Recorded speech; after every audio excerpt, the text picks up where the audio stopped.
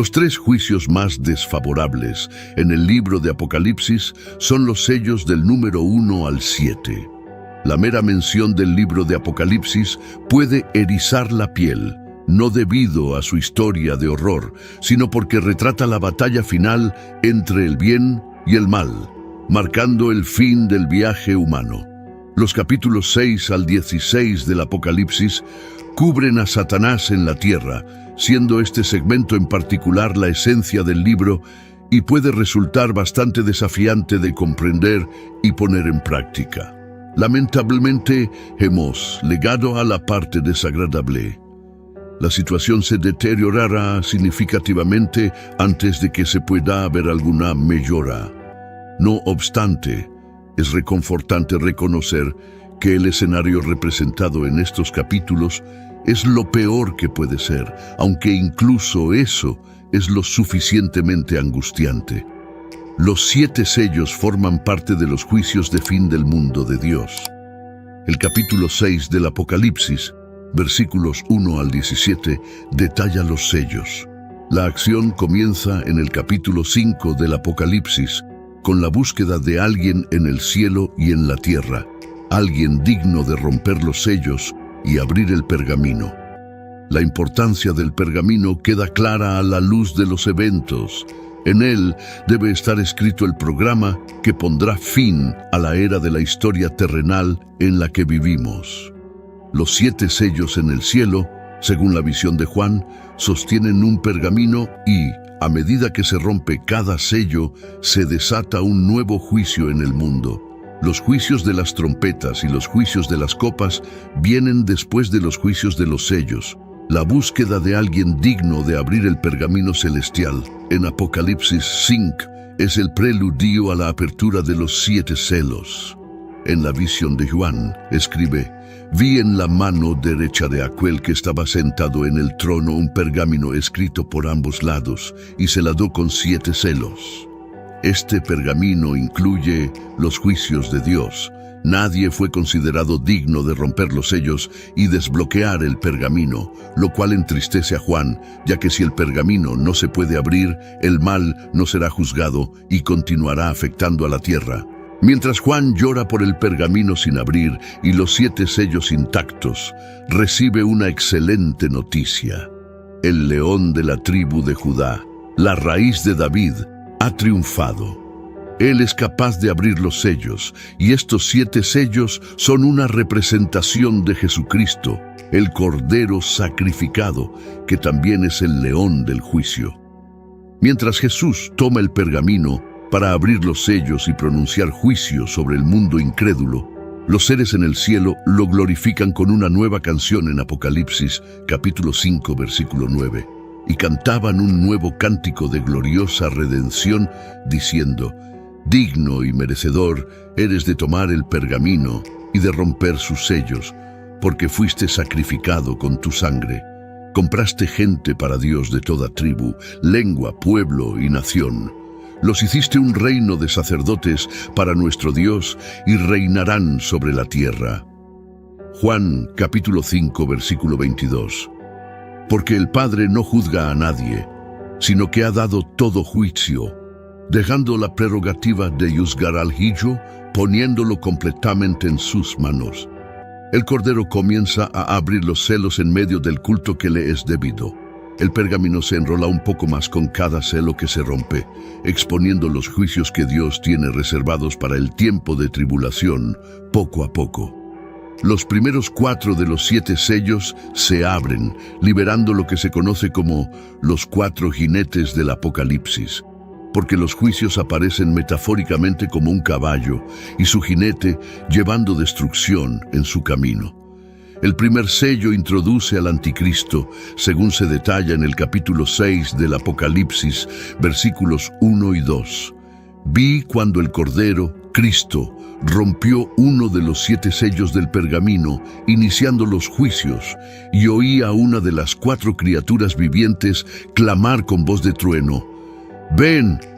Miré, y he aquí un caballo blanco de victoria, y el que lo montaba llevaba un arco, y le fue dada una corona, y salió venciendo y para vencer. se pueden obtener varios detalles de la Biblia. En su montura, él cabalga un caballo blanco que representa la paz al inicio de la tribulación. El anticristo aparecerá bajo la apariencia de traer la paz mundial durante la tribulación. Al anticristo se le otorga una corona, indicando que ejercerá un poder enorme.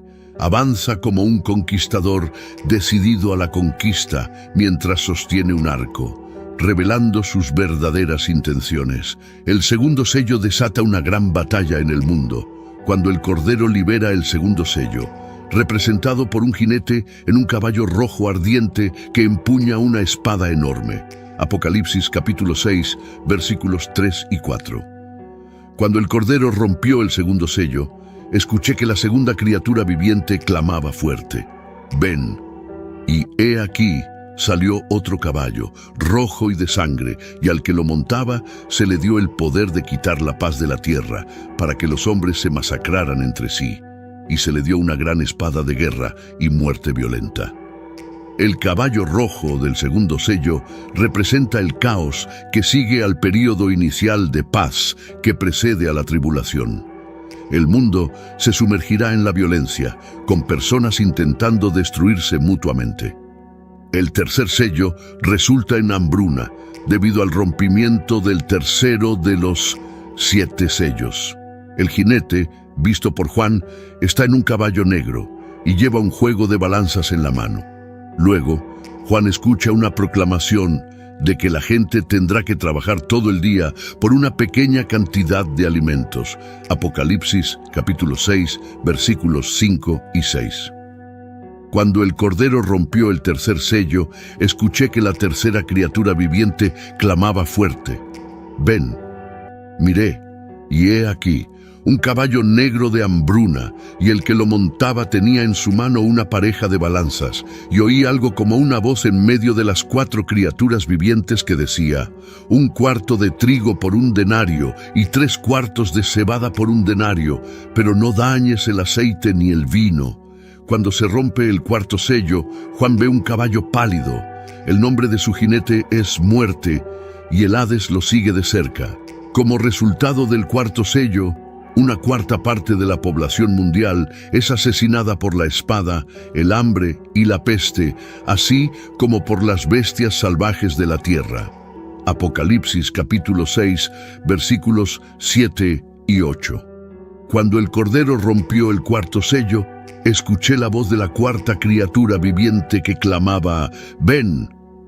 Miré, y he aquí un caballo ceniciento, verdoso, como un cadáver, que representa la muerte y la peste, y el nombre de su jinete era Muerte, y el Hades lo seguía con él.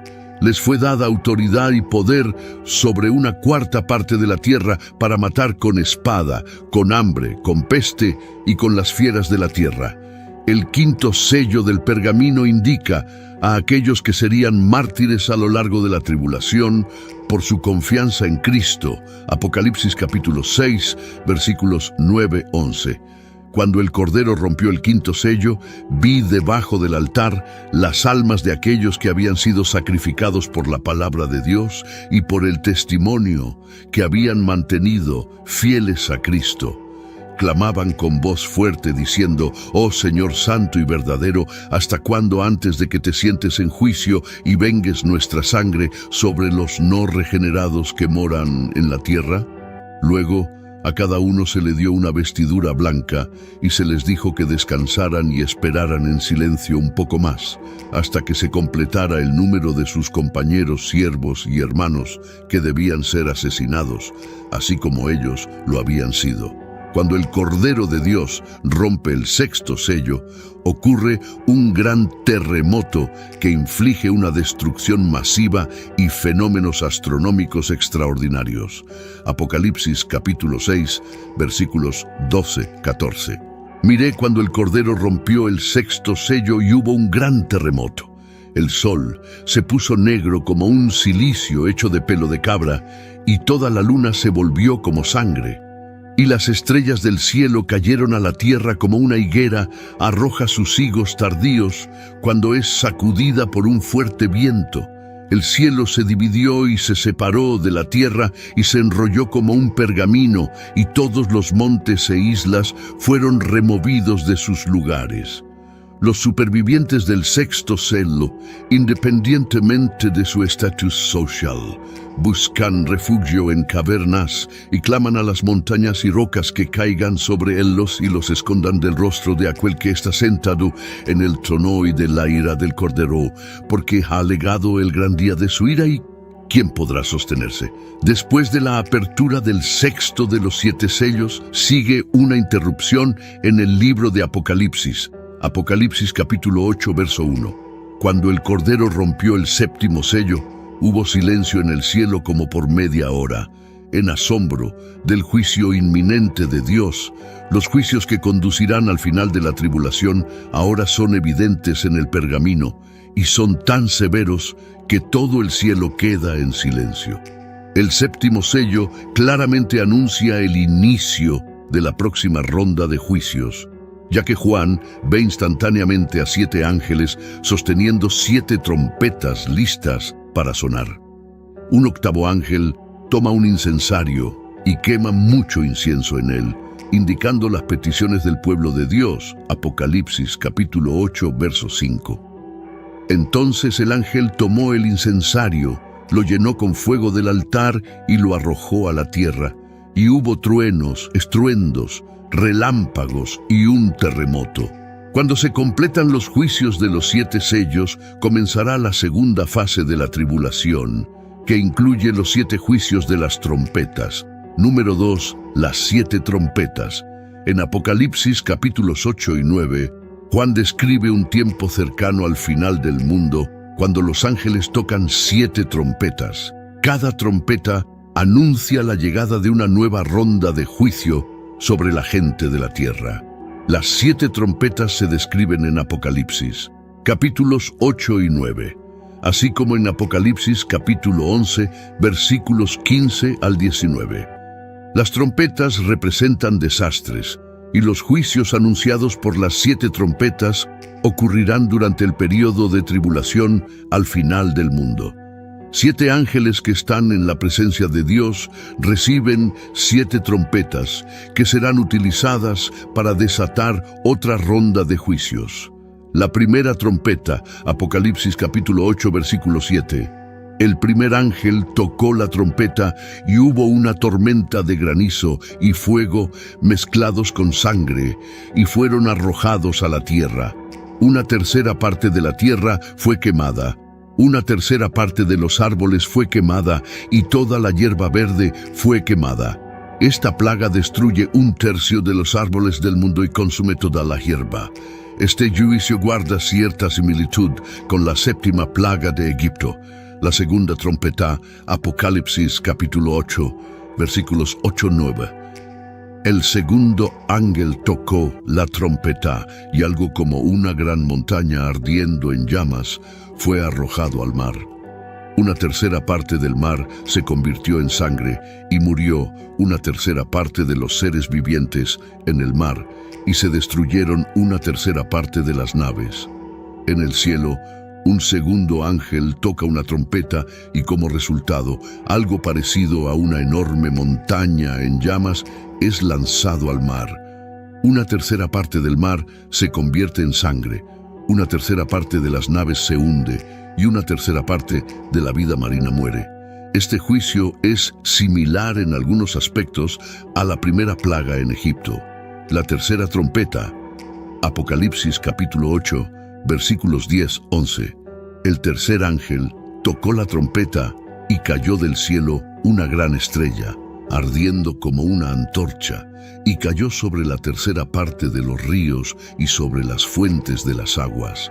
El nombre de la estrella es ajenjo, y una tercera parte de las aguas se convirtió en ajenjo, y mucha gente murió por las aguas, porque se hicieron amargas. El juicio de la tercera trompeta es similar al segundo, pero afecta a los lagos y ríos de agua dulce en lugar de los océanos. Una gran estrella llamada ajenjo cae del cielo y envenena un tercio de las fuentes de agua, causando la muerte a muchas personas. La cuarta trompeta, Apocalipsis capítulo 8, versículos 12-13. El cuarto ángel tocó la trompeta y fue herida la tercera parte del sol, la tercera parte de la luna y la tercera parte de las estrellas, de modo que se oscureció la tercera parte de ellos, y el día no resplandeció por la tercera parte de él, y la noche de igual manera. Después miré, y oí a un águila volando en medio del cielo que decía a gran voz: ¡Ay, ay, ay! De los que habitan en la tierra, a causa de los otros toques de trompeta que están por tocar los tres ángeles. El cuarto de los 7 sellos trae cambios en los cielos. Una tercera parte del sol, la luna y las estrellas son golpeadas, oscureciendo un tercio de ellos. Después de este juicio, Juan observa una advertencia especial pronunciada por un águila que vuela por el cielo. Este águila clama en voz alta: ¡Ay, ay, ay! De los que habitan en la tierra, por los otros toques de trompeta que están por sonar de los 3 ángeles restantes. Por esta razón, el quinto, sexto y séptimo toque de trompeta se conocen como los 3 ayes. La quinta trompeta, Apocalipsis capítulo 9, versículos 1-5. El quinto ángel tocó la trompeta, y vi una estrella que cayó del cielo a la tierra. Se le dio la llave del pozo del abismo. Abrió el pozo del abismo, y subió humo del pozo como humo de un gran horno. Y el sol y el aire se oscurecieron por el humo del pozo. Del humo salieron langostas sobre la tierra, y se les dio poder, como tienen poder los escorpiones de la tierra. Se les dijo que no dañaran la hierba de la tierra, ni ninguna cosa verde, ni ningún árbol, sino solo a los hombres que no tienen el sello de Dios en sus frentes. A estos no se les permitió matarlos, sino solo atormentarlos por 5 meses, y su tormento era como el tormento de un escorpión cuando pica al hombre. El ángel del abismo sirve como el rey de estas langostas demoníacas. En hebreo se le conoce como Abadón y en griego como Apolión, que significa destructor. Las langostas mismas se describen en términos inusuales, se asemejan a caballos listos para la batalla, están vestidas con algo que se asemeja a coronas de oro y sus caras son vagamente humanas. Tienen cabello que parece de mujer, dientes de león y alas que suenan como el estruendo de muchos caballos y carros que se apresuran a la batalla. Llevan corazas de hierro y tienen aguijones en sus colas, al igual que los escorpiones. A estas criaturas se les dará la autoridad para atormentar a cualquier persona que no lleve el sello de Dios. El dolor que causarán será tan insoportable que los afectados desearán morir. Abadón, Napoleón, es el gobernante del abismo y el rey de estas langostas demoníacas. La sexta trompeta, Apocalipsis capítulo 9, versículos 13-15. El sexto ángel tocó la trompeta, y oí una voz de entre los 4 cuernos del altar de oro que está delante de Dios, diciendo al sexto ángel que tenía la trompeta: desata a los 4 ángeles que están atados junto al gran río Éufrates. Y fueron desatados los 4 ángeles que habían sido preparados para la Jorá, el día el Mesiel halló, a fin de matar a la tercera parte de los hombres. Estos 4 ángeles malvados comandan un ejército sobrenatural que mata a 1/3 de la humanidad cuando la sexta trompeta suena. Una voz desde los 4 cuernos del altar de oro ante Dios da la orden de liberar a estos ángeles. Los ángeles son liberados y están preparados para llevar a cabo esta tarea en un momento específico del tiempo conocido por Dios, calvario de miles y miles, para masacrar a 1/3 de la humanidad. Los jinetes llevaban corazas rojas, azules oscuras y amarillas. Sus caballos tenían cabezas de león, y de sus bocas salía fuego, humo y azufre, mientras que sus colas eran como serpientes. Utilizaban tanto sus bocas como sus colas para matar. A pesar de la gravedad y horror de estas plagas, los supervivientes en la tierra aún se negaban a arrepentirse, continuaban en su idolatría, asesinato, hechicería, inmoralidad sexual y robo. La séptima trompeta, el tercer ay, suena, y voces fuertes en el cielo proclaman que el reino del mundo ha llegado a ser el reino de nuestro Señor y de su Mesías, y Él reinará por los siglos de los siglos. Apocalipsis capítulo 11, versículo 15. Los 24 ancianos dicen que ha llegado el momento de destruir a aquellos que destruyen la tierra. Obviamente, Dios está a punto de poner fin a todo de una vez por todas. Al sonar la séptima trompeta, el templo de Dios se abre en el cielo y dentro de su templo se ve el arca de su pacto. Se producen relámpagos, estruendos, truenos, un terremoto y una fuerte tormenta de granizo. Versículo 19. Las 7 trompetas han llegado a su fin y todo está listo para los 7 ángeles con las 7 copas de la ira de Dios, quienes están dentro del templo ahora abierto, listos para avanzar y traer los juicios finales sobre la tierra. Apocalipsis capítulo 15. Número 3. Las 7 copas del Apocalipsis.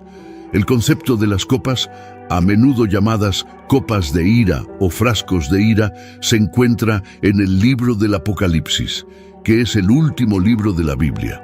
Básicamente, estas copas son como contenedores de la ira de Dios. Para este momento, la gente había hecho muchas maldades, especialmente bajo un líder llamado el Anticristo.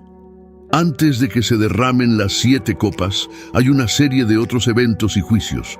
La primera copa, Apocalipsis capítulo 16, comienza con una voz fuerte desde el templo que dice a los 7 ángeles: «Id y derramad en la tierra las 7 copas de la ira de Dios».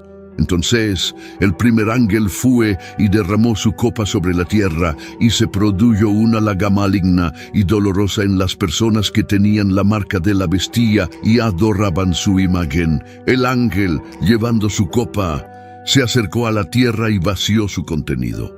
Inmediatamente ocurrió un cambio aterrador. Aquellos que llevaban la marca de la bestia y adoraban su imagen, el emblema mismo de su rebelión contra el Creador, fueron repentinamente afligidos por una llaga malévola y dolorosa. Orgullosos de mostrar antes su marca, ahora sufrían con llagas dolorosas en su piel. Las marcas se habían convertido en llagas. La segunda copa, después de la primera que trajo llagas dolorosas a aquellos que tenían la marca de la bestia, los cielos se prepararon para otro acto trascendental. El ángel se adelantó con su copa llena de un líquido misterioso. Apocalipsis capítulo 16, versículo 3, relata el momento en que el segundo ángel derramó su copa en el mar y se convirtió en sangre como la de un muerto, y murió todo ser viviente en el mar. Al tocar las aguas de la tierra, comenzó una transformación estremecedora. El océano azul claro, lleno de vida, empezó a cambiar a un color rojo espeso y oscuro, similar a la sangre oscura que se vería en un cadáver.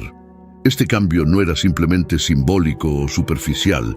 La transformación era profunda, alterando la esencia misma de las aguas.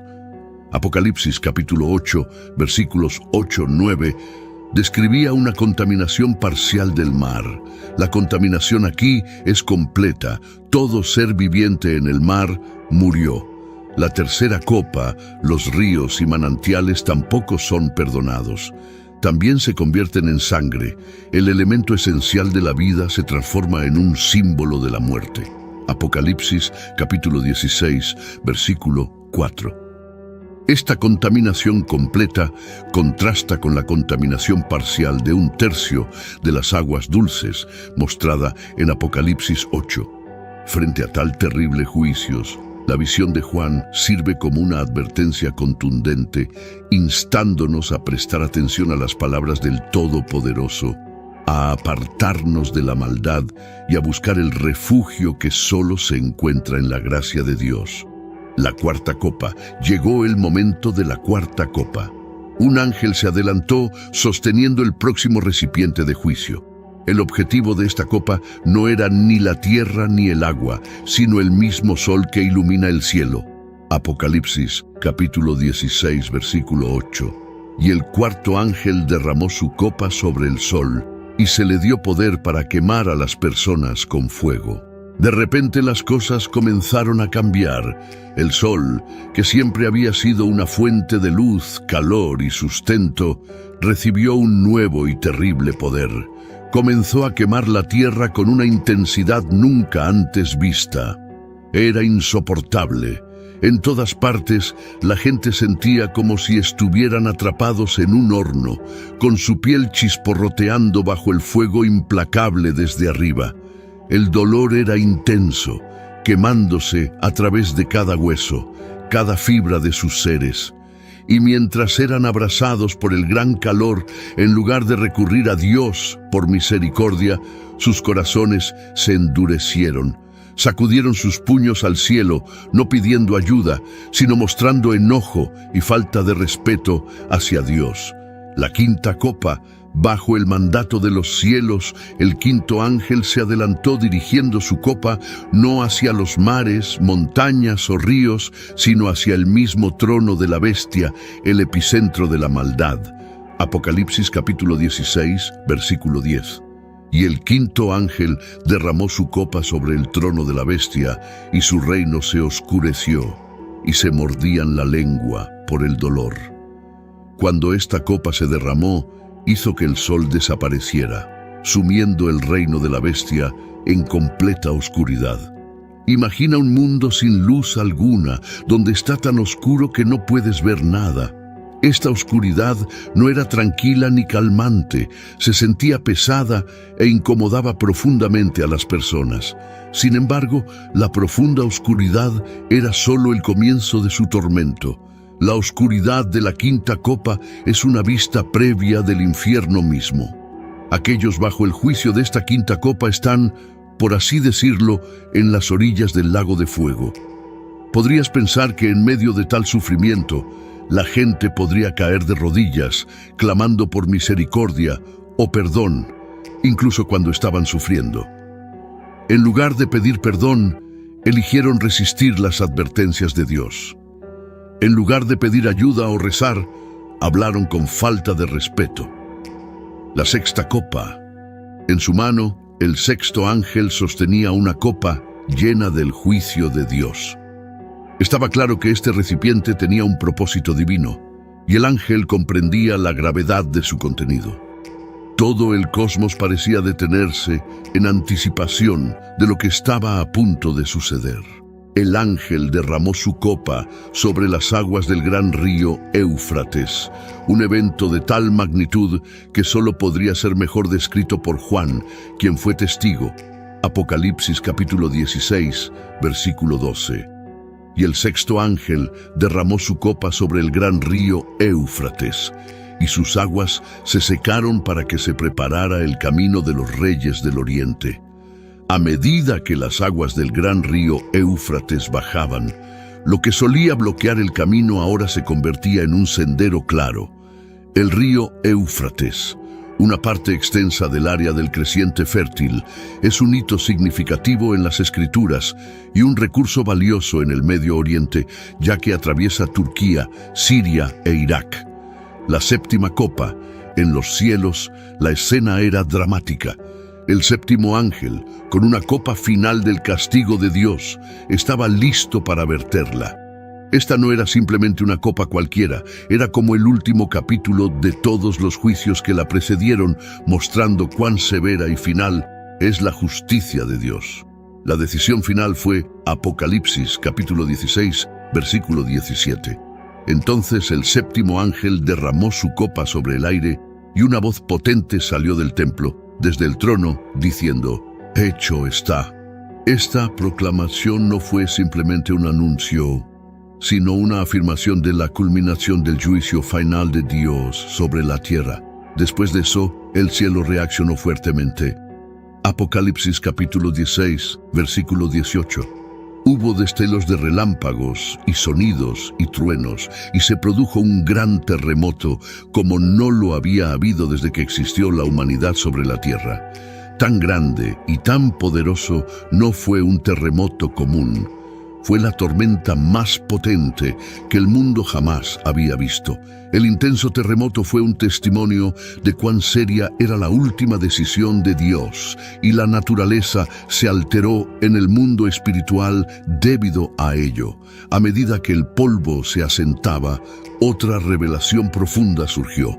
Babilonia, esa gran ciudad que representa el orgullo humano, la desafío y la decadencia, fue recordada ante Dios y, en esa memoria, se le entregó la copa de su ira feroz.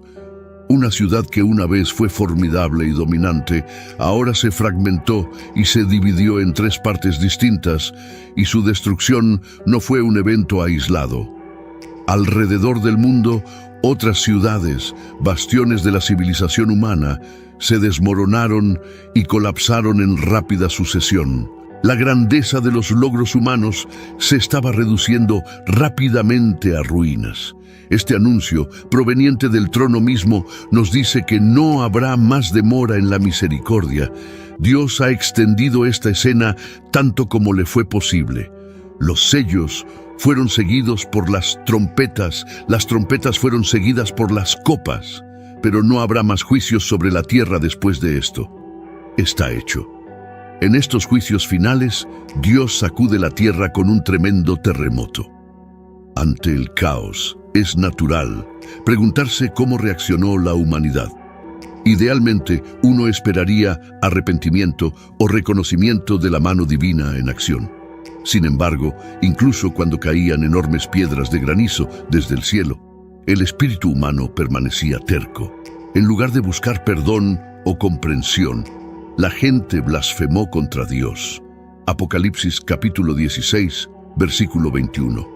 Grandes piedras de granizo, cada una del peso de un talento, cayeron del cielo sobre las personas, y las personas blasfemaron contra Dios por la plaga del granizo, porque fue una plaga extremadamente severa. Sus corazones, endurecidos por años de rebelión, no podían comprender la magnitud de su error. Así, la séptima copa no fue simplemente una demostración del poder de Dios, sino una clara indicación de la fragilidad humana y las consecuencias de la desafiante persistencia. La historia sirve como un recordatorio solemne de que, aunque Dios es paciente y misericordioso, llega un momento en que la justicia debe prevalecer. El libro de Apocalipsis habla sobre el fin del mundo y el plan final de Dios. Con cada copa derramada, la urgencia y la gravedad del juicio de Dios se vuelven más claras. El propósito de los eventos descritos no es causar miedo, sino enfatizar las consecuencias significativas de una sociedad que rechaza a su Creador. La historia presenta la ira de Dios. Los juicios sirven como un testimonio profundo de la indignación justa de Dios contra la maldad y la rebelión de la humanidad. A medida que se vierte cada copa, la tierra experimenta calamidades sin precedentes, desde llagas dolorosas que afligen a las personas, Apocalipsis capítulo 16, versículo 2, hasta el sol quemando la tierra con un calor intenso, Apocalipsis capítulo 16, versículo 8. Es crucial entender por qué estos eventos son significativos. Según la Biblia, son como piezas de un rompecabezas que encajan en una imagen más grande. Estos sucesos son parte del gran plan de Dios, que sirve como un recordatorio de que Dios controla todo.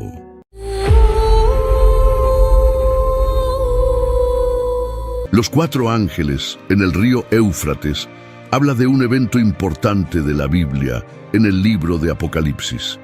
Se trata de un mensaje especial encontrado en Apocalipsis 9, 14, 15. Este mensaje nos habla acerca de 4 ángeles malévolos que están atados en el río Éufrates. Estos ángeles son liberados para llevar a cabo una tarea importante de Dios: llevar a cabo su juicio en el mundo.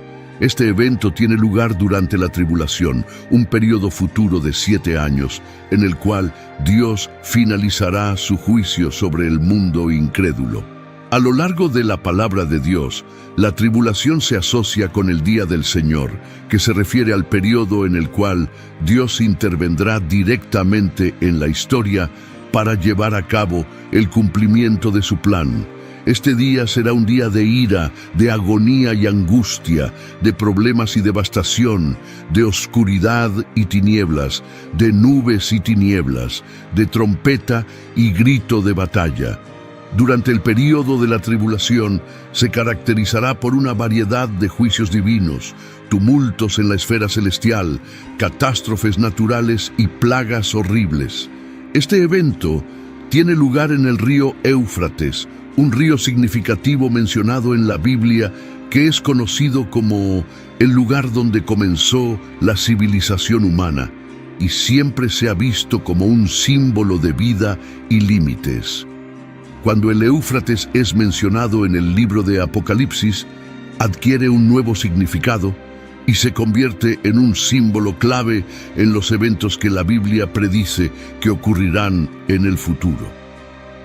Esta narrativa es parte de una serie de visiones vistas por Juan, el autor de Apocalipsis, que representan los eventos que conducen al fin del mundo y al juicio final. La visión comienza con el sonido de la sexta trompeta, que es una señal de que eventos significativos están a punto de desarrollarse. Está escrito: el sexto ángel tocó la trompeta, y oí una voz que venía de los 4 cuernos del altar de oro que estaba delante de Dios. Apocalipsis 9:13. Considera las palabras de Apocalipsis 9:14-15 que dicen: suelta a los 4 ángeles que están atados junto al gran río Éufrates, y fueron desatados los 4 ángeles que estaban preparados para la hora, el día, el mes y el año, a fin de matar a la tercera parte de la humanidad. Esta parte de la Biblia es fascinante y un tanto aterradora, ya que muestra un momento en el cual Dios interviene y el mundo que conocemos se encuentra con el mundo espiritual de una manera importante, con serias consecuencias para todas las personas. Esta profecía nos recuerda la importancia de reflexionar profundamente y estar más conscientes, recordándonos sobre la soberanía de Dios.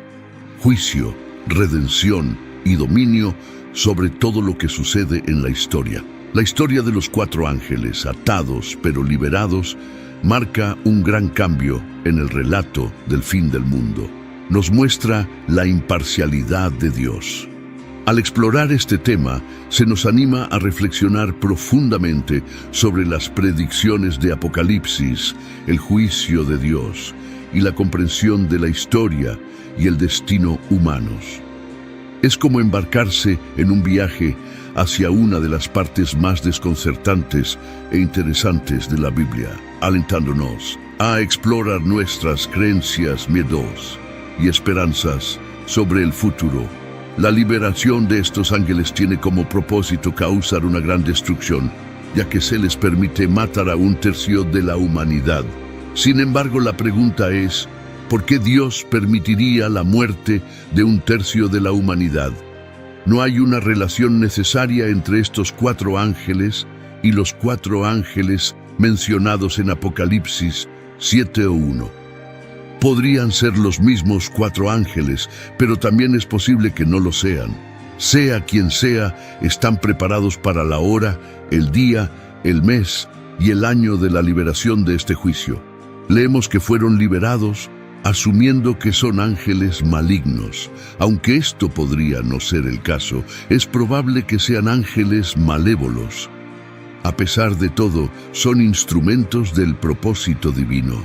Los langostas demoníacas detalladas anteriormente en Apocalipsis solo eran capaces de causar estragos en los seres humanos.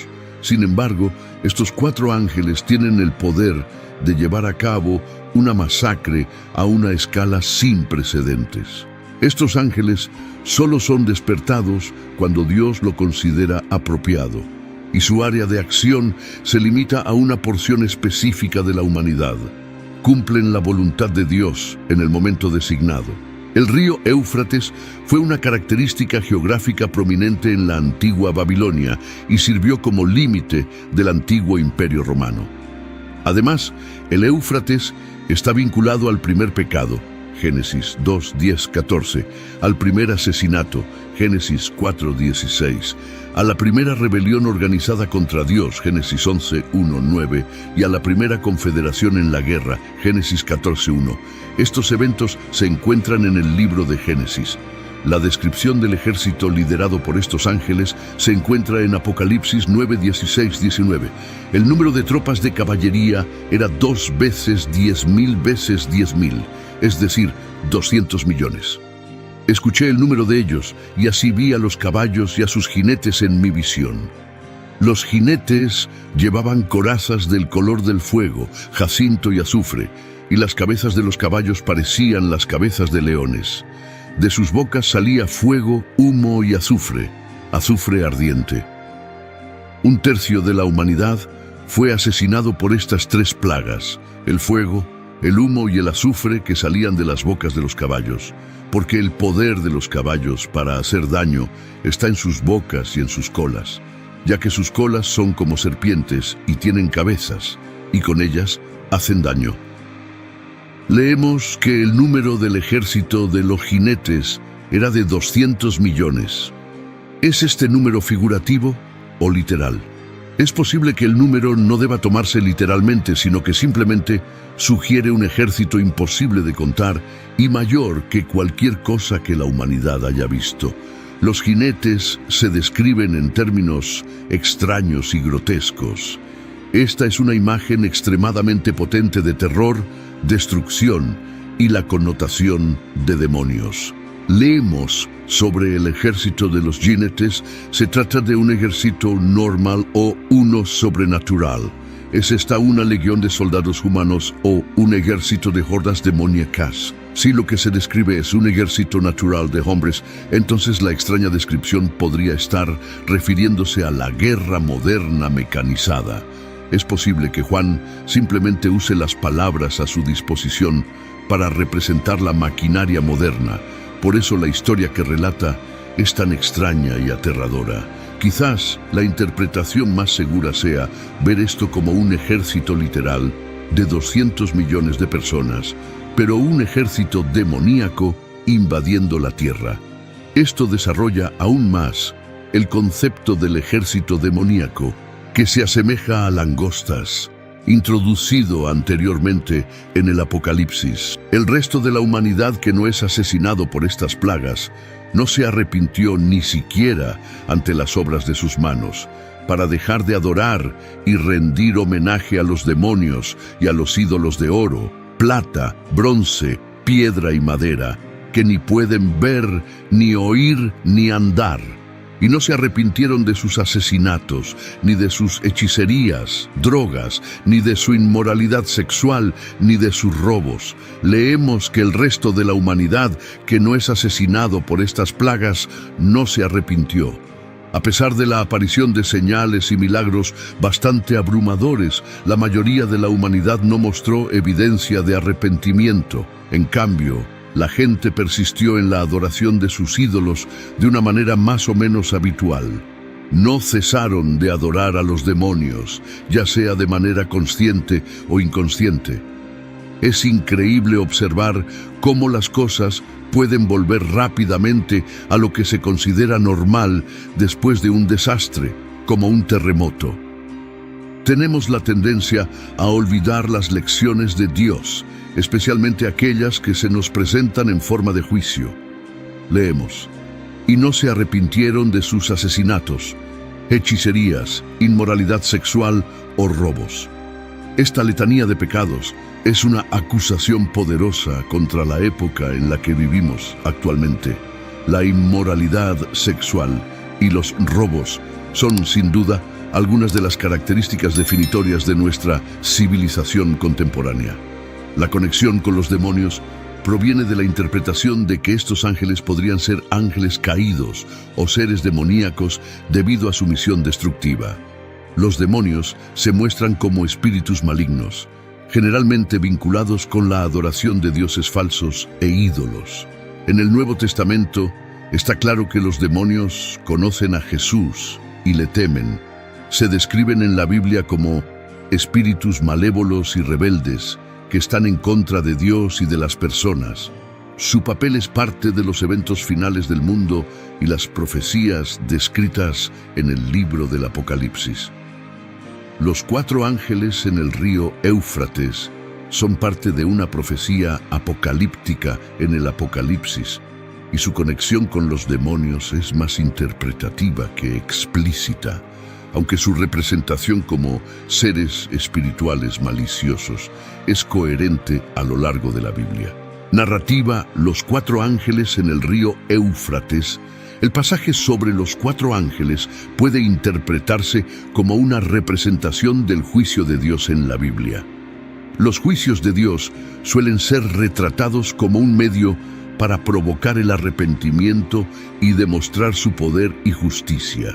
Por ejemplo, Apocalipsis 9, 20, 21 menciona que las personas restantes no se arrepintieron de sus pecados a pesar de las plagas, lo que sugiere que el juicio sirve como un llamado al arrepentimiento. Esta parte de Apocalipsis es una representación de las consecuencias de apartarse de Dios y la importancia del arrepentimiento. Es una manera de ilustrar la gravedad del pecado y la necesidad de que la humanidad busque la reconciliación con Dios. Conexión con otras profecías y temas bíblicos. El libro de Daniel presenta representaciones y temas similares de batallas de fin de tiempo y juicio divino. Las profecías en Daniel a menudo involucran bestias y símbolos que representan diversos imperios y su eventual caída.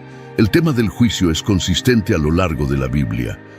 La liberación de los ángeles en el Éufrates puede verse como parte de la narrativa más amplia del juicio final de Dios sobre el mundo. ¿Puede Dios usar demonios?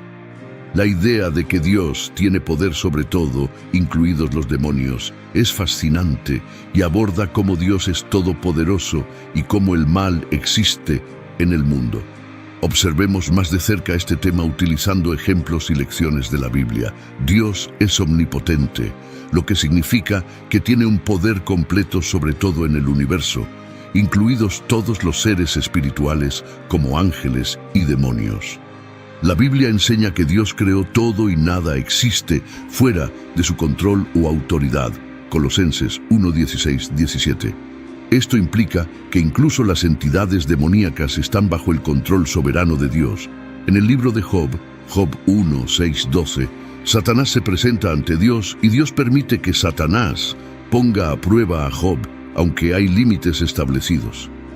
Esto indica que incluso cuando las fuerzas demoníacas actúan, lo hacen bajo la autoridad y el permiso final de Dios.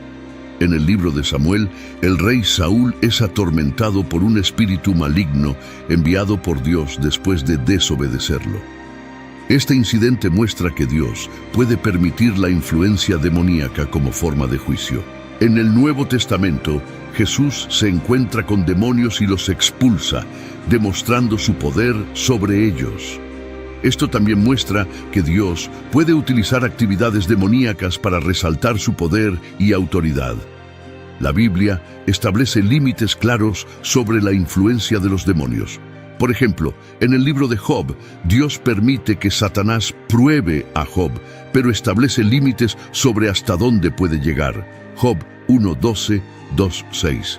Santiago 4:7 aconseja a los creyentes que se sometan a Dios, resistiendo al diablo, y que él huirá de ustedes, lo que implica que aunque las fuerzas demoníacas pueden influir, los creyentes tienen el poder a través de Dios para resistirlas. Además, Efesios 6, 11, 12 anima a los cristianos a ponerse toda la armadura de Dios para poder resistir los planes del diablo, sugiriendo que aunque las fuerzas demoníacas pueden influir, los creyentes tienen el poder a través de Dios para resistirlas. Fuerzas están en acción. Dios proporciona medios para protección y resistencia. La Biblia reconoce la existencia e influencia de entidades demoníacas, enfatizando que operan bajo el dominio de Dios, y están sujetas a su autoridad. Se aconseja a los creyentes depender del poder de Dios y de los recursos espirituales que Él provee para resistir y vencer las influencias demoníacas. ¿Por qué Dios hace esto? La Biblia sugiere que Dios permite la existencia del mal, incluyendo fuerzas demoníacas, para cumplir un propósito mayor. En el libro de Job, por ejemplo, Dios permite a Satanás poner a prueba a Job, lo que finalmente lleva a un entendimiento más profundo y fe en Dios por parte de Job. Esto puede interpretarse como Dios utilizando el mal o el sufrimiento para un bien mayor, aunque no necesariamente respaldando o creando el mal en sí mismo. Es un tema complejo que a menudo lleva a discusiones sobre el libre albedrío y la naturaleza de la soberanía de Dios. La reconciliación de la existencia del mal y el sufrimiento con la naturaleza amorosa y justa de Dios se conoce comúnmente como el problema del mal. La Biblia aborda este problema de diversas maneras. Por ejemplo, Romanos 8:28 dice: «Y sabemos que en todas las cosas interviene Dios para bien de quienes le aman, de quienes han sido llamados conforme a su propósito», lo que sugiere que Dios puede sacar el bien del mal o el sufrimiento. Además, el concepto de libre albedrío, como se ve en Génesis con la historia de Adán y Eva, implica que el mal y el sufrimiento a menudo son el resultado de las elecciones humanas más que actos directos de Dios. La historia de los 4 ángeles en el río Éufrates es una parte muy importante de la visión de Juan sobre el futuro. Estos ángeles fueron especialmente elegidos y listos para llevar a cabo una tarea importante en un momento específico. Esta parte de la historia es intensa y nos hace sentir un poco incómodos, mostrando cuán fuertes y severas pueden ser las decisiones de Dios. Puntos clave a considerar en esta narrativa incluyen el significado simbólico del río Éufrates, tradicionalmente visto como un límite entre naciones y a menudo asociado con conflictos y guerras. La liberación de los ángeles marca un tiempo de grandes cambios y caos, un tema común en el libro de Apocalipsis. Reflexionar sobre este pasaje nos enfrenta al misterio y la profundidad del plan de Dios revelado en las Escrituras. La visión de los 4 ángeles sirve como recordatorio de la omnipotencia y soberanía de Dios, que está a cargo incluso de las fuerzas más poderosas en el universo. Esta narrativa nos anima a reflexionar sobre los temas más amplios del juicio divino, la redención y el triunfo final del bien sobre el mal. Es un llamado a la reflexión personal sobre nuestras propias vidas y nuestro lugar en el plan de Dios. Como dice Apocalipsis 13:9, si alguno tiene oído, oiga. Es una invitación a escuchar, entender y responder a las profundas verdades que se encuentran en la palabra de Dios. En general, los 4 ángeles en el río Éufrates no es solo una historia del pasado, es un mensaje vivo, relevante para hoy. Esto nos invita a seguir aprendiendo y estudiar la Biblia cuidadosamente para comprenderla mejor. Al hacer esto, podemos aprender más sobre las enseñanzas de Dios y encontrar ayuda para nuestra vida cotidiana. Seamos ávidos y abiertos para aprender más y fortalecer nuestra fe. Oremos, Padre Celestial. Al haber aprendido acerca de los 4 ángeles en el río Éufrates, nos presentamos ante ti con corazones abiertos y espíritus dispuestos. Estos ángeles estacionados en un gran río de civilización nos recuerdan tu poder y presencia en medio de nuestros viajes, en las encrucijadas de nuestras decisiones y en el flujo de nuestros días. Señor, por favor, guíanos mientras atravesamos la vida con sus altibajos y las diferentes oportunidades que se nos presentan. Ayúdanos a entender lo que quieres que hagamos y danos el valor para hacerlo, incluso cuando sea algo nuevo o desconocido. Bendícenos con la fuerza para enfrentar las pruebas y tribulaciones que encontramos. así como esos 4 ángeles se mantuvieron firmes junto al gran río. Ayúdanos a ser constantes en nuestra fe y firmes en nuestro compromiso con tu camino. Concédenos paz, oh Señor, en el conocimiento de que estás con nosotros, guiándonos a través de cada giro y vuelta, que nos inspiremos en la visión de los ángeles, que sirven como recordatorios de tu presencia eterna y la profundidad infinita de tu amor por nosotros. En tu santo nombre oramos. Jesús se encuentra con las almas encarceladas del diluvio. Esto es lo que sucedió en el ámbito espiritual cuando Jesús murió. La muerte de Jesús, la crucifixión de Jesús, está documentada en los libros del Nuevo Testamento, que se conocen colectivamente como los Evangelios. Estos escritos son Mateo, Marcos, Lucas y Juan. Esta historia bíblica es el resumen central del Evangelio Salvador de Jesús. Jesús había profetizado su muerte en Mateo. Desde ese momento, Jesús comenzó a explicar a sus discípulos que debía ir a Jerusalén y sufrir muchas cosas a manos de los ancianos, los principales sacerdotes y los maestros de la ley, y que debía ser matado y al tercer día resucitar. Jesús era consciente de que su vida sería requerida como un sacrificio por los pecados del hombre. En el relato de la crucifixión de Jesús, Mateo afirma que llegaron a un lugar llamado Gólgota, que significa el lugar de la calavera. Lucas 23:33. Cuando llegaron al lugar llamado la calavera, allí lo crucificaron, junto con los criminales, uno a la derecha y otro a la izquierda. Jesús tuvo que enfrentar el gran desafío de ofrecer su vida como sacrificio por el bien de todo el mundo. Sin embargo, Jesús aceptó esta misión a pesar de que era terrible y abrumadora. Después de un periodo de 3 horas colgado en la cruz, Jesús entregó su vida. No estaba indefenso, solo Él tenía la autoridad para poner fin a su vida. Dicho esto, lo que sucedió en el ámbito espiritual después de este evento en particular es Pedro quien nos brinda la respuesta a esta pregunta. Pedro fue uno de los primeros 2 a quienes Jesús llamó a seguirlo. Al principio era un hombre fácilmente influenciable, como una caña que se doblaba al viento. Sin embargo, después de que Jesús lo dejó, comenzó a volverse firme como una roca.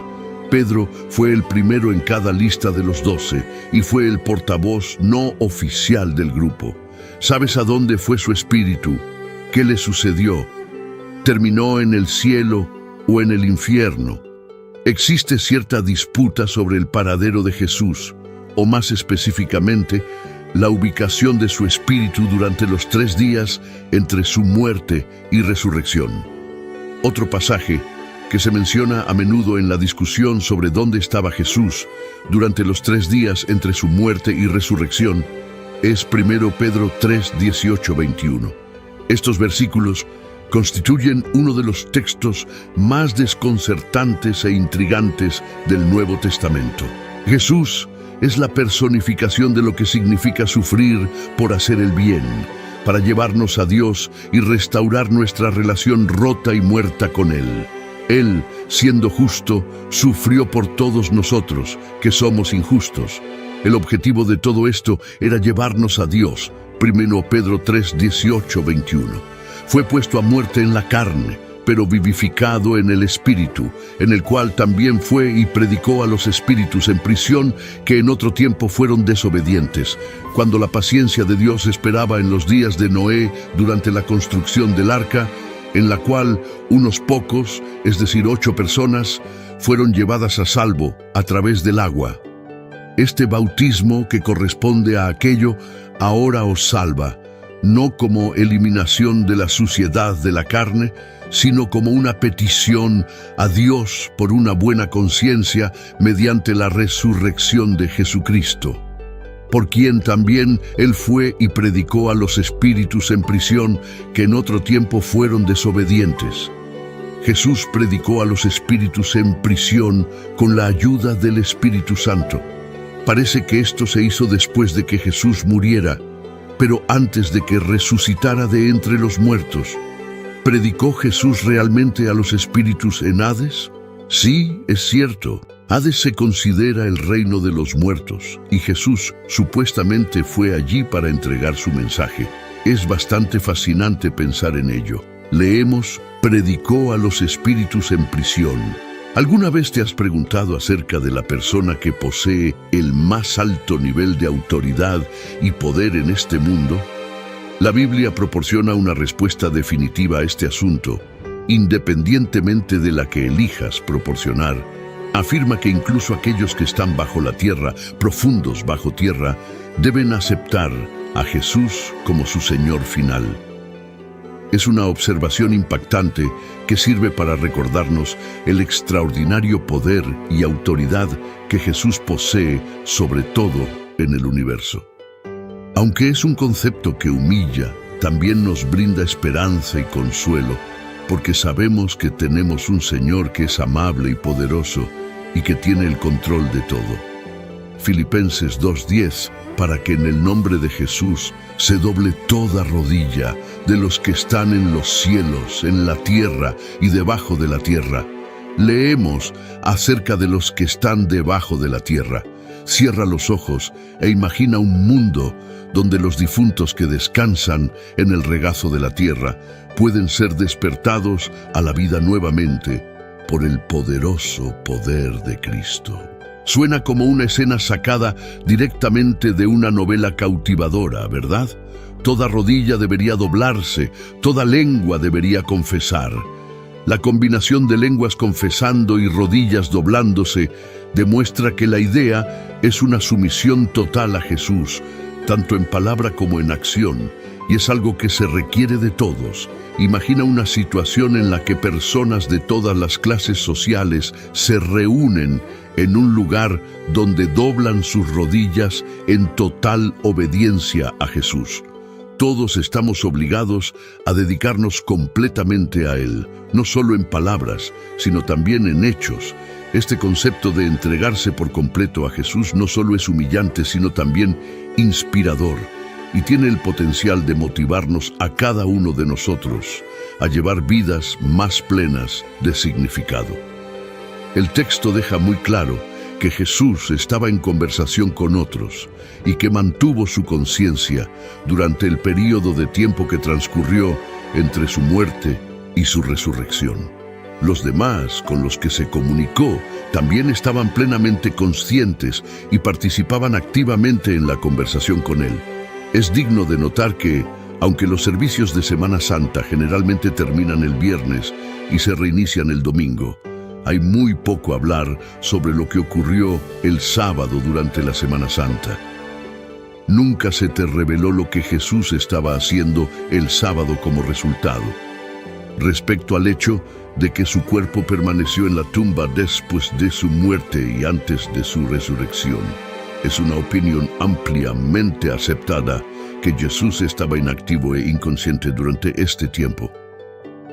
Por otro lado, es esencial observar que, aunque su cuerpo físico había fallecido, su espíritu seguía muy vivo. Inmediatamente después de su muerte, él viajó al reino de los muertos y predicó allí en el primer domingo de Pascua. Puedo imaginar a Pedro enfrentándose a Jesús y preguntándole, ¿dónde demonios has estado? Puedo visualizar que esto suceda, a lo que Jesús responde, en realidad no he estado en la tierra, sino en Hades, que es el mundo de los muertos. ¿Qué demonios o qué en Hades has estado haciendo allí y por qué has estado allí? Jesús le dice a Pedro que estaba predicando a aquellos que se ahogaron en la sangre de Noé. El espíritu y el cuerpo están separados por la muerte. Jesús pasó por las 3 etapas en un lapso de tiempo inferior a una semana. Se convirtió en un espíritu encarnado, murió en la cruz y encomendó su espíritu a Dios, y finalmente su cuerpo fue colocado en la tumba. continuó viviendo en su forma espiritual y llevó a cabo su misión de predicar el domingo de Pascua por la mañana. Su cuerpo y espíritu se reunieron y permaneció plenamente consciente y capaz de comunicarse en todas estas etapas. La identidad de los espíritus aquí, los espíritus en prisión, está claramente identificada. ¿Quiénes eran? Aquellos que fueron desobedientes. ¿Cuándo fueron desobedientes? ¿Quiénes eran estos espíritus de la generación malvada? En los primeros capítulos de Génesis, específicamente en Génesis 6, 1, 5, la Biblia pinta un cuadro del mundo antes del diluvio. No era un lugar de paz o bondad, sino lleno de pecado, violencia y corrupción moral. Imagina un mundo donde las personas están consumidas por sus deseos, siempre buscando hacer lo que quieran, sin importar el costo para los demás. La honestidad, la integridad y la amabilidad no son celebradas ni entendidas virtudes. En cambio, el engaño y la manipulación gobiernan el día. Todos están por sí mismos y la misma sociedad está desgarrada por el egoísmo y la maldad. En tal entorno, las familias no son santuarios de amor y apoyo, sino campos de batalla, de engaño y traición. Los vecinos no se cuidan entre sí, buscan explotarse mutuamente. Los gobiernos no son instituciones de justicia, sino sistemas de opresión que sostienen el dominio de los poderosos sobre los débiles. Ahora inserta en este mundo caótico un desarrollo inusual, los Nefilim. La Biblia dice que los hijos de Dios vieron que las hijas de los humanos eran hermosas y tomaron como esposas a las que eligieron. Génesis 6:2. Estos hijos de Dios a menudo se interpretan como ángeles caídos, aunque el término es algo ambiguo. La descendencia de estas uniones, los hijos de Dios y las hijas de los humanos, fueron los Nefilim, los héroes de antaño, hombres de renombre. Génesis 6:4. Los Nefilim eran especiales y no como personas regulares. Eran fuertes y grandes, pero empeoraron los problemas del mundo. Eran admirados, temidos y quizás incluso adorados, alejando a las personas del verdadero Dios que los había creado. Su poder los convirtió en objetos de fascinación, pero eran parte de un mundo que se sumía aún más en el caos y el pecado. Fue en este contexto que Dios observó la maldad de la humanidad. Sin embargo, incluso en medio de este oscuro capítulo de la historia humana, hubo un destello de esperanza, un hombre llamado Noé, quien halló favor ante los ojos del Señor. Génesis 6:8. Primero conocemos a Noé en Génesis 5, que comienza con «Este es el libro de las generaciones de Adán», una frase recurrente en Génesis. El capítulo 5 detalla la línea piadosa de Set, en contraste con la línea mundana de Caín, Génesis 4:1, 17-24. Suponiendo que no haya interrupciones generacionales, Noé representa la 10ª generación desde Adán. El relato genealógico de Noé dice: cuando Lamec vivió 182 años, tuvo un hijo al que llamó Noé, diciendo: «Este nos consolará de nuestras obras y del trabajo de nuestras manos, a causa de la tierra que el Señor maldijo». Génesis 5, 28, 29. Desde el principio, vemos que Noé será especial, ya que es el único miembro de esta genealogía cuyo nombre se explica. Su padre, Lamec, afirma que su hijo Noé traerá alivio. Noé suena como la palabra hebrea para descanso o alivio. Rápidamente aprendemos qué iba a aliviar Noé en Génesis 6:1-8, donde vemos los resultados desenfrenados de la caída mientras la injusticia aumenta en todo el mundo. Génesis 6:22 dice: Noé hizo todo tal como Dios se lo había mandado. No se sabe cuántas personas había en la tierra en el momento del diluvio, según la Biblia, por lo que solo podemos hacer conjeturas educadas sobre la población antes del diluvio. Según algunas personas, la población humana no era muy alta en el pasado. La Biblia indica que antes del diluvio, las personas eran extremadamente inmorales y agresivas. es plausible considerar que hubo numerosas guerras, enfermedades y otras circunstancias que pudieron haber limitado el crecimiento de la población. Según algunas teorías, la población de la Tierra antes del diluvio podría haber sido más alta de lo que comúnmente se cree. Si asumimos que la tasa de crecimiento en la era prediluviana fue la misma que en el año 2000, que es 0.012, se estima que podría haber alrededor de 750 millones de personas viviendo en la Tierra en ese momento. Es posible que la tasa de crecimiento de la población antes del diluvio fuera mucho mayor, ya que las personas vivieron por periodos muy largos. Si la tasa de crecimiento hubiera aumentado, la población en el momento del diluvio podría haber estado cerca de los 4.000 millones. A pesar de la maldad rampante que aumentaba exponencialmente en la Tierra, hay un hombre que se destaca, un hombre cuya vida estaba caracterizada por la gracia de Dios sobre él. Noé encontró favor ante el Señor. Dios estaba a punto de enviar juicio al mundo por su maldad, pero extiende su gracia salvadora a Noé y su familia. Génesis 6:9. Esto marca el comienzo de la narrativa del diluvio, y aquí es donde aprendemos más sobre la vida de Noé. Sabemos que Noé era un hombre justo, irreprochable en su generación y que caminaba con Dios. Se puede ver una progresión espiritual en esta descripción de la vida de Noé. Al decir que Noé era justo, sabemos que obedecía los mandamientos de Dios lo mejor que podía entenderlos en ese momento. Era irreprochable en su generación, destacándose entre la gente de su época mientras se entregaban a la depravación.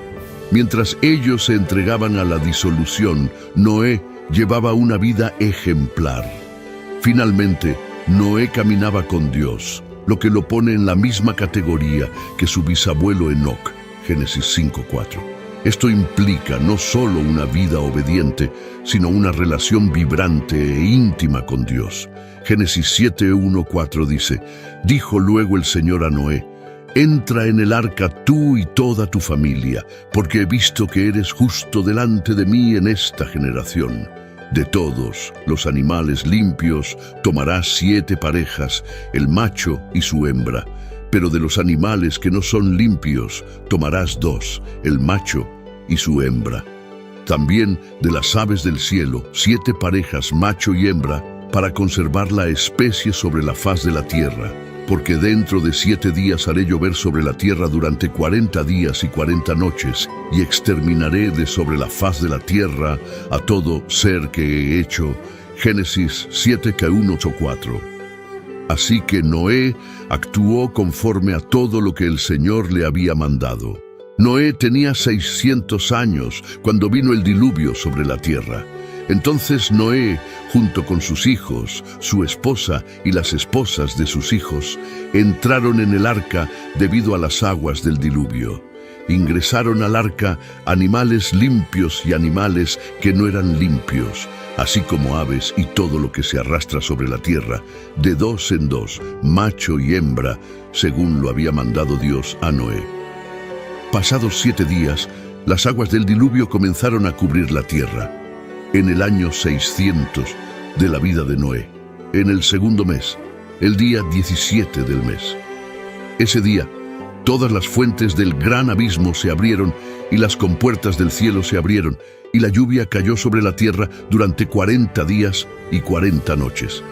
En ese mismo día, Noé, Sem, Cam y Jafet, junto con sus esposas, entraron en el arca, llevando consigo a todos los animales según su especie, ganado y todo lo que se arrastra sobre la tierra, así como aves de todo tipo. Todos entraron en el arca, de 2 en 2, macho y hembra, según Dios se lo había mandado a Noé. Entonces el Señor cerró la puerta detrás de ellos. El diluvio cubrió la tierra durante 40 días, y el agua aumentó y levantó el arca, elevándola por encima de la tierra. Las aguas prevalecieron y aumentaron considerablemente sobre la tierra, y el arca flotaba en la superficie del agua.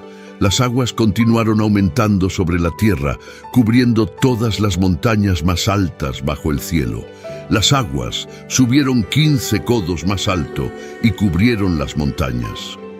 Perecieron todas las criaturas que se movían sobre la tierra, aves, ganado, animales y todo ser que se arrastraba sobre la tierra, así como la humanidad. Todo lo que tenía el aliento del espíritu de vida en sus narices murió.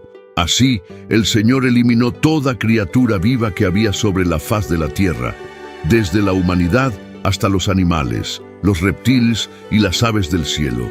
Todos fueron eliminados de la tierra, y solo Noé quedó junto con los que estaban con él en el arca. Las aguas prevalecieron sobre la tierra durante 150 días. La vida obediente de Noé se evidencia en su disposición a obedecer sin cuestionar los mandamientos del Señor con respecto al arca. Consideremos que Noé y su generación muy probablemente nunca habían visto lluvia antes, y sin embargo, Dios le dice a Noé que construya una gran nave marítima lejos de cualquier cuerpo de agua.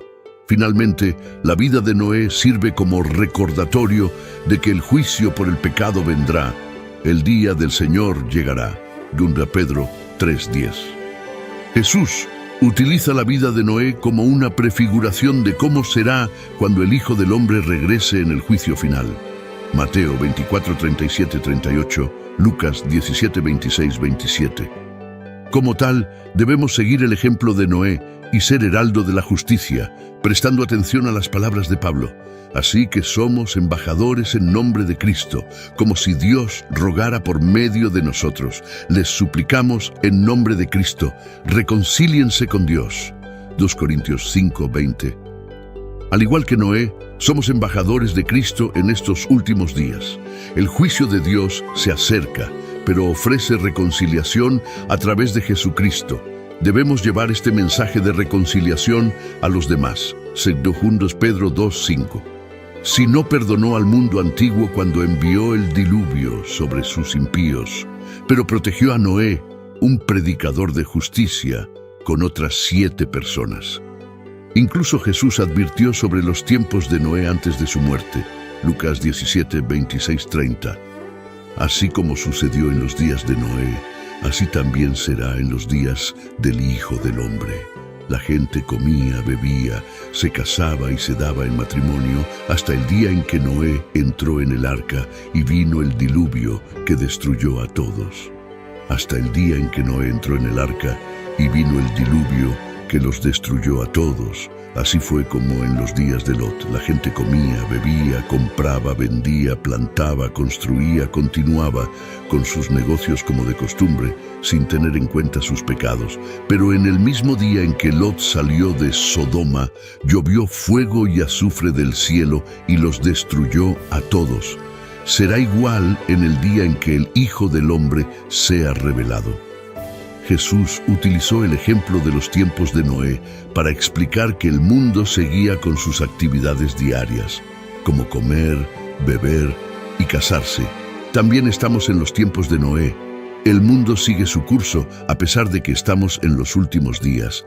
Todo continuaba como de costumbre hasta que Noé y su familia entraron en el arca, momento en el cual llegaron los cataclismos del diluvio y destruyeron a todas las personas. Jesús no dijo que todo estaría bien o que no habría problemas. Las condiciones antes del diluvio y antes del juicio de Sodoma y Gomorra eran terribles, pero la maldad era aceptada como algo normal y rutinario. La palabra traducida como revelado es apocalipsa, de la cual obtenemos nuestra palabra moderna apocalipsis. Pero la antigua palabra griega tiene la idea de revelación o desvelamiento. Cuando vino el diluvio de Noé, uno podría imaginar a las personas tratando de proteger sus posesiones mientras perecían en vano. De la misma manera, si uno está listo para la venida de Jesús, no se preocupará por las cosas materiales que deja atrás. El enfoque del corazón no debería estar en lo que está en la casa, sino en lo que está en el cielo. Llegará un momento en el que todas las oportunidades de obedecer a Dios habrán desaparecido. Algunas personas se burlan de la predicación y enseñanza sobre un juicio inminente, percibiéndolo como tácticas de miedo destinadas a asustar a niños y tontos. Son demasiado sabios para creerlo. El rapto de la iglesia es el próximo evento en la línea profética de Dios. Es una de las grandes esperanzas de la fe cristiana y está envuelto en misterio. El problema fue que estaban tan inmersos en esas actividades que no reconocieron los días en los que vivían. Resumiría ese problema en una palabra: materialismo. Estaban tan inmersos en lo material que ya no tenían comprensión ni alerta para lo espiritual y lo eterno. La característica final de los días de Noé y Lot era el materialismo. ¿Cuánto materialismo hay en el mundo hoy? Diría que la civilización occidental está virtualmente inundada de ello, y la iglesia no está excluida. Muchos cristianos profesos son tan materialistas en sus corazones como los incrédulos. ¿Cómo pudo Jesús predicar a estas almas? ¿Qué evidencia hay de un reino espiritual? La Biblia enseña la existencia de una realidad espiritual inmaterial, no visible a los ojos humanos. La realidad física es evidente para todos ver, aunque algunos no lo hagan. La Biblia dice que el ámbito espiritual consta tanto de lo bueno, Dios y los ángeles santos, como de lo malo, el diablo y sus demonios. Somos más que entidades físicas. Poseemos un alma y espíritu destinados a la eternidad. Aunque el ámbito espiritual es invisible al ojo físico, estamos conectados a él. Y lo que sucede en el ámbito espiritual afecta directamente nuestro mundo físico. En nuestra cultura, la forma más comúnmente aceptada de evidencia para demostrar la existencia de algo es la evidencia empírica, que implica usar el método científico de observación y experimentación. ¿Hay evidencia empírica del ámbito espiritual? No se necesita mucha investigación para darse cuenta de que hay evidencia a favor y en contra de la existencia de un ámbito espiritual. Depende de cuáles estudios uno quiera creer. La mejor y más prevalente evidencia disponible que demuestra que hay un ámbito espiritual es la evidencia testimonial. Podemos observar la gran cantidad de religiones en todo el mundo y los miles de millones de personas que centran sus vidas en el ámbito espiritual. ¿Es probable que tanta gente informe encuentros con lo espiritual y que no sea real? La mejor evidencia testimonial para un ámbito espiritual es la Biblia misma. Historiadores, tanto cristianos como no cristianos, coinciden en que la autenticidad histórica de la Biblia es fuerte. Jesús afirmó ser el Hijo de Dios, el que descendió del cielo, y aclaró este hecho: ustedes son de abajo, yo soy de arriba. Ustedes son de este mundo, yo no soy de este mundo. Juan 8:23. La Biblia relata numerosos encuentros que las personas tuvieron con el ámbito espiritual. Jesús expulsaba demonios regularmente, sanaba a los enfermos hablándoles, alimentaba milagrosamente a miles de personas y hablaba con personas que deberían estar muertas. Mateo 17:1-3, por ejemplo. Estos son todos indicadores de que el ámbito espiritual es real. Hay un mundo invisible, tan real como el mundo visible. Efesios 6:12. Nuestra lucha no es contra carne y sangre, sino contra los gobernantes, contra las autoridades, contra los poderes de este mundo de tinieblas, contra las fuerzas espirituales malignas en las regiones celestiales. La Biblia no nos informa de este mundo invisible de manera ocasional o con versículos aislados aquí y allá. El testimonio es poderoso y extenso. Si el mundo espiritual de ángeles y demonios no es real, tampoco lo es la Biblia. El contexto del mundo invisible en las Escrituras es tan enfático que no puede ser eliminado de la palabra. El testimonio del Nuevo Testamento sobre el mundo invisible no se limita a los tiempos del Antiguo Testamento. Después de que el mundo se había vuelto intelectualmente refinado con complejas filosofías griegas y en la era de la modernización política y social romana, el Nuevo Testamento se refiere nuevamente a verdades espirituales una y otra vez. Hoy tendemos a considerar las épocas anteriores como ingenuas y desinformadas, pero estas eran culturas relativamente avanzadas que, aunque eran precientíficas, eran intelectualmente sólidas y rigurosas en su búsqueda del conocimiento. En ese contexto intelectual, Pablo escribió acerca de la diferencia entre la carne y las fortalezas espirituales, detrás de escena en 2 Corintios 10, 3, 5. En conclusión, nuestra pregunta del día es: ¿cuál es una canción de adoración que te ha ayudado a sentirte más cerca de Dios? Y así concluimos nuestra profunda reflexión sobre la historia de Noé y Lot, una narrativa que trasciende los tiempos y brinda valiosas lecciones para el presente. Espero sinceramente que esta exploración haya provocado reflexiones e ideas en cada uno de ustedes. Ahora es el momento de compartir este aprendizaje. Dejen sus comentarios a continuación sobre lo que han extraído de esta poderosa historia. ¿Cómo resuena en sus vidas? ¿Qué lecciones planean aplicar en su día a día? Además, si el contenido los impactó positivamente, no olviden darle me gusta para mostrarnos su apoyo. Y si aún no están suscritos al canal, aprovechen para suscribirse ahora y formar parte de nuestra comunidad. Estamos comprometidos a ofrecer más contenido inspirador y reflexivo para enriquecer sus jornadas espirituales. Agradezco a cada uno de ustedes por dedicar su tiempo a esta reflexión significativa. Juntos, continuamos explorando las verdades atemporales que nos ofrece la Biblia. Hasta la próxima, y que la paz y la sabiduría siempre nos acompañen.